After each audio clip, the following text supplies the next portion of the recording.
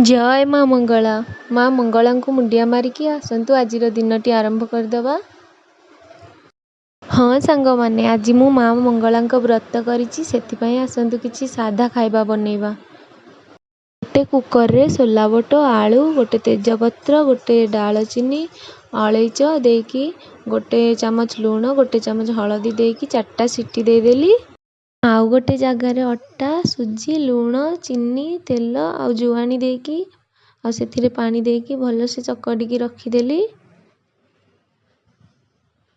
ଏବେ ଦେଖନ୍ତୁ ବୁଟ ଭଲ ଭାବରେ ସିଝି ଯାଇଛି।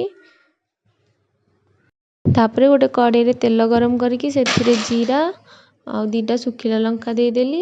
ସେଥିରେ ତେଜପତ୍ର ଦେଇଦେଲି ଆଉ କୁଟିକି ରଖିଥିବା ଅଦାକୁ ଦେଇଦେଇକି ଭଲସେ ଭାଜିଦେଲି। ସବୁକୁ ନେଇକି ତରକାରୀରେ ଢାଳିଦେଲି। ସେଥିରେ ଜିରା ପାଉଡ଼ର, ଗରମ ମସଲା, ଧନିଆ ପତ୍ର ପକେଇକି ରେଡ଼ି କରିଦେଲି ବୁଟ ତରକାରୀ। ତାପରେ ଅଟାକୁ ନେଇକି ହାତରେ ବେଲିକି ଗୋଟେ ଛୁରୀ ସାହାଯ୍ୟରେ କାଟିଦେଲି।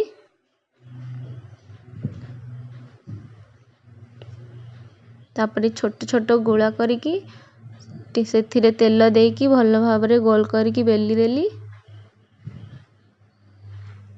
ଏବେ ଦେଖନ୍ତୁ ସବୁ ପୁରୀ ବେଲି ଦେଇଛି। ଏବେ କରେଇରେ ତେଲ ଗରମ ହେଇସାରିଲା ପରେ ସେଥିରେ ଗୋଟେ ଗୋଟେ ପୁରୀକୁ ଛାଣିଲି।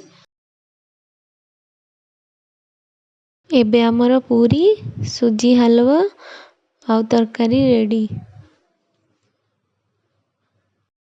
ଆଶା କରୁଛି ଭିଡ଼ିଓଟି ଆପଣମାନଙ୍କୁ ଭଲ ଲାଗିଥିବ। ଯଦି ଭଲ ଲାଗିଛି ମୋ ଚ୍ୟାନେଲକୁ ସବସ୍କ୍ରାଇବ୍ କରନ୍ତୁ, ଲାଇକ୍ କରନ୍ତୁ, ସେୟାର କରନ୍ତୁ ଆଉ କମେଣ୍ଟ କରି କୁହନ୍ତୁ କେମିତି ଲାଗୁଛି। ଆଜି ପାଇଁ ରହିଲି, ବାଏ।